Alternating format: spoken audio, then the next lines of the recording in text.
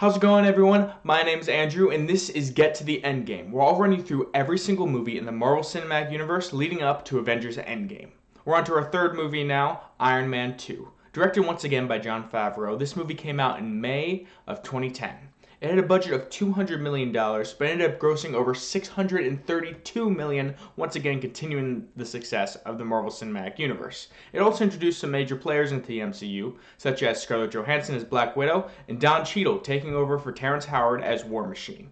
But before we get any further or give it any more facts, we're going to run through the plot of the movie.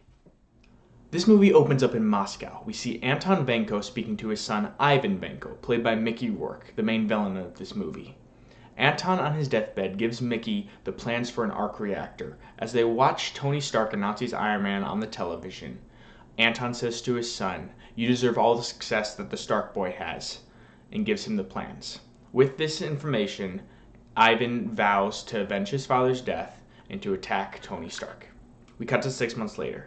Tony Stark is at the Stark Expo giving a presentation. As he leaves the stage, he tests his blood and sees that he's dying from palladium poisoning. He then leaves the event, and he's given a subpoena to be summoned to a Senate hearing. At the Senate hearing, they want the Iron Man weapon for military purposes. Tony Stark says, "No, Iron Man is me, and I am Iron Man, and I will take care of it all myself." While they don't like this, they finally let Tony go, and Tony heads on home. When home, he checks to make sure, and it is true. He is dying because the arc reactor is slowly leaking palladium into his body. Due to his fear of death, he passes on the CEO of Stark Enterprises to his right-hand woman, Pepper Potts, and he hires a new assistant named Natalie Rushman, played by Scarlett Johansson. After this, he heads over to Monaco to participate in a race. We get a quick cameo from Elon Musk, which is a little weird, and Tony decides that he wants to race in the car instead of just watching it go around the track. Once he's in the car, he ends up getting attacked by Whiplash. He shows up with an arc reactor on his chest and two giant electric whips. He attacks the car, and Tony ends up escaping. Luckily, thanks to Pepper and Happy, he's able to get into an Iron Man suit and defeat Whiplash. Once he's in prison, Whiplash says that he wants to prove that Iron Man wasn't invincible.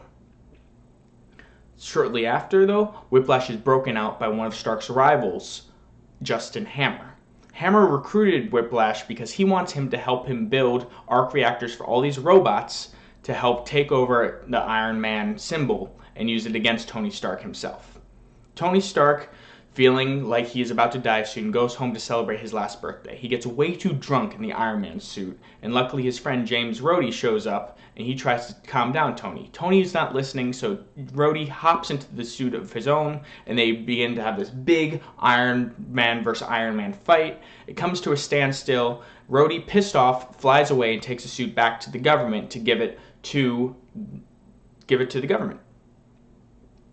There, the government reaches out to Justin Hammer, says, "Hey, Justin, can you trick out this suit with your weaponry?" Justin Hammer is thrilled, and he decides that he's going to give this presentation at the Stark Expo. Then we cut back to the next morning. Tony Stark is hungover, and this is where he meets Nick Fury, and Nick Fury gives him a ton of information. First, he informs Tony that Anton Vanko worked with Tony's father, Howard Stark, to help form the arc reactor. This is how Ivan Vanko got the plans and knew how to make the arc reactor for the Whiplash suit. He also finds out that his new assistant, Natalie Rushman, is actually Natasha Romanoff, the Black Widow, and a S.H.I.E.L.D. operative. And lastly, Nicholas Fury gives Tony some old remnants of plans from Howard Stark. It's in these plans that Tony is able to find a new element to make the arc reactor. This cures him of his poisoning and makes him all ready to go. It's at this point that Justin Hammer begins to give a presentation up on stage.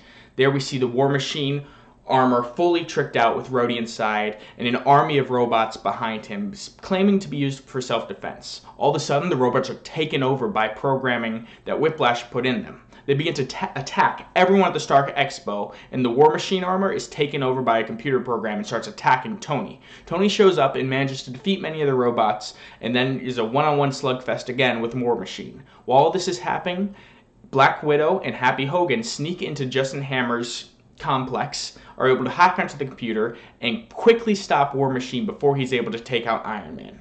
Now, back to back, War Machine and Iron Man are forced to fight all these robots and Whiplash. Teaming up in the first Avengers moment of the whole series, they are able to defeat Whiplash, and Justin Hammer is arrested for assisting in all this chaos.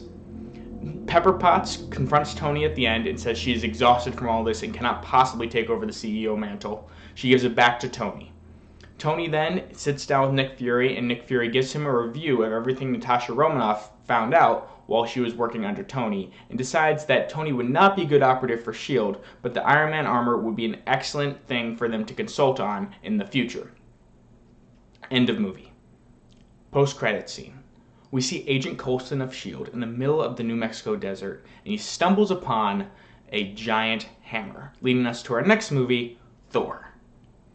So, how does Iron Man 2 relate to Avengers Endgame? Well, there's a few key things. First, Rhodey is War Machine and Tony's best friend. Their relationship becomes pivotal as these movies go on.